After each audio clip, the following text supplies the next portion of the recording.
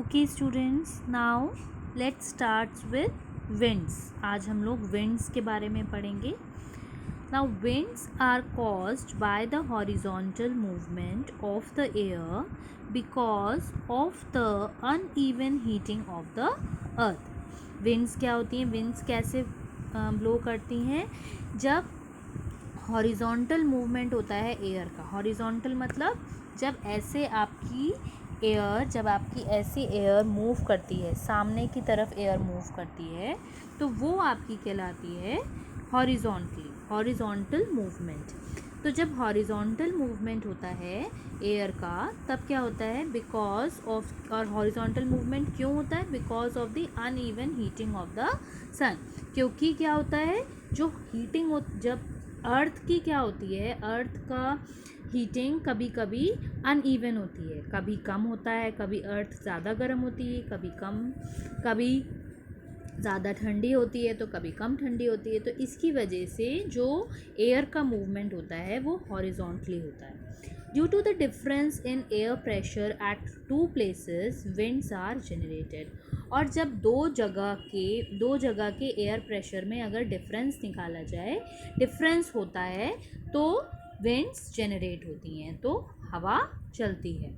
Winds move from high pressure area to low pressure area. Winds कैसे move करती हैं? High pressure, जहाँ पर जिस जगह हाई प्रेशर एरिया होता है वहाँ से विंड्स ब्लो करना स्टार्ट करती हैं, और जहाँ पर लो प्रेशर एरिया होता है वहाँ तक जाती हैं। तो ये मूव करती हैं हाई प्रेशर एरिया से लो प्रेशर एरिया की तरफ। The direction of the wind is measured with the help of wind vane. और जो विंड वेन का जो डायरेक्शन होता है मेजर, वो किससे करा जाता है? विंड वेन एक आपका इंस्ट्रूमेंट होता है जिसकी हेल्प से हम डायरेक्शन को पता करते हैं। Also the speed of the wind is measured by anemometer. और जो आपकी स्पीड होती है विंड की, वो किससे मेजर करी जाती है? एनेमोमीटर से, कि कितनी उसकी स्पीड होगी। The speed of the wind is expressed in kilometre per hour और मीटर पर सेकेंड। जो आपकी स्पीड होती है विंड की, वो कैसे एक्सप्रेस करी जाती है? किलोमीटर पर आवर में और मीटर पर सेकेंड में।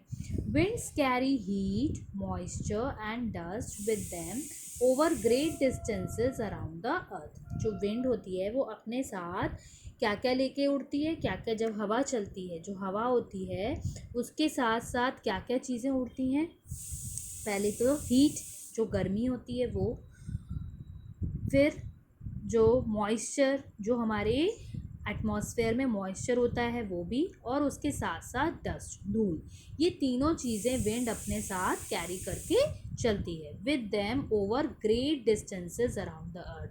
और ये अपने साथ इन तीनों चीज़ों को बहुत दूर दूर तक डिस्टेंसेस पे, जो अर्थ के जो अलग अलग डिस्टेंसेस हैं वहाँ पर जाती है, चलती है या ब्लो करती है। The coastal winds, land breezes and sea breezes are responsible for moderate temperatures at coastal areas which are caused by the heating and cooling down of land and sea at different rates. See what is written here?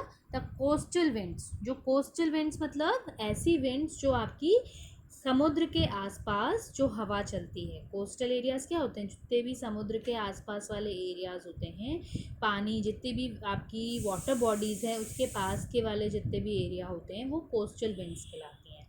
सो जिसमें आपकी क्या होता है? Land breeze and sea breeze, जिसमें responsible होते हैं किसके लिए? Moderate temperature at coastal area. क्योंकि मैंने आपको पहले भी बताया है कि जो कोस्टल एरियाज़ होते हैं वहाँ का टेम्परेचर कैसा होता है? मॉडरेट होता है, मतलब ना ज़्यादा गर्म और ना ही ज़्यादा ठंडा। तो यहाँ का एरियाज़, ये जो लैंड ब्रीज और सी ब्रीज होते हैं वो उन्हीं की वजह से क्या होता है, वहाँ का टेम्परेचर मॉडरेट होता है, which are caused by the heating and cooling down of land and sea at different rates। और ये ऐसा क्यों होता है? क्योंकि जो वहाँ का जो लैंड और सी होती है, जो वहाँ की जो लैंड और सी की हीटिंग और जो कूलिंग होती है वो हमेशा चेंज होती रहती है, जैसे जैसे कंडीशन के हिसाब से, जिस तरीके का वेदर होगा, जिस तरीके की हवा चलेगी, एटमॉस्फेयर होगा, उसी तरीके से वहाँ पर चेंजेस आएंगे। As the equator receives more insulation, it is hotter than to other parts of the earth. और जैसे जैसे अर्थ सन के करीब जाता रहता है, इंसुलेशन मतलब सन के कांटेक्ट में ज़्यादा आना, सन की रेज की कांटेक्ट में ज़्यादा आना, तो जैसे जैसे as the equator receives more insulation, जैसे जैसे वो सन रेज उसके पास आएंगी इक्वेटर के पास, वैसे वैसे क्या होगा, it is hotter than to other parts of the earth. वैसे वैसे वो एरिया जब वो सन के पास आएगा, इक्वेटर इक्वेटर जैसे ही सन के पास की तरफ आ जाएगा, वैसे ही क्या होगा, वो एरिया सबसे ज़्यादा गर्म हो जाएगा पूरे अर्थ पे। तो फिर क्या होता है, the winds that blow out from the equator are warm winds, और इसीलिए जब विंड्स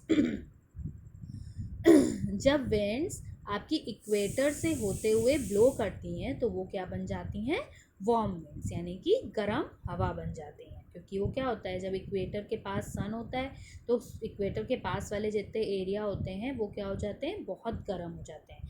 तो उसके पास से जब एयर गुजरती है तो वो क्या हो जाती है, बहुत ज़्यादा गर्म हो जाती है। The western Europe comes under the influence of warm winds called the westerlies. तो जो जो आपका यूरोप का वेस्टर्न पार्ट है, जो वेस्टर्न यूरोप है, वो इसी वार्म विंड्स के अंडर आता है, इसके इन्फ्लुएंस में आता है, और उसको बोला जाता है वेस्टरलाइज। इसको क्या बोलते हैं, वेस्टरलाइज।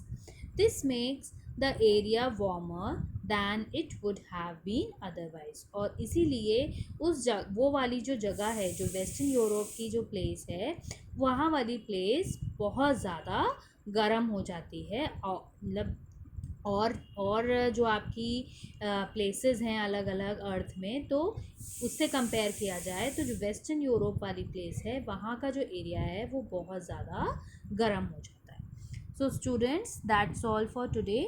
अब कल हम लोग इसके आगे का पार्ट पढ़ेंगे कि पोलर रीजन्स में कैसे चेंजेस आते हैं। Okay class, thank you.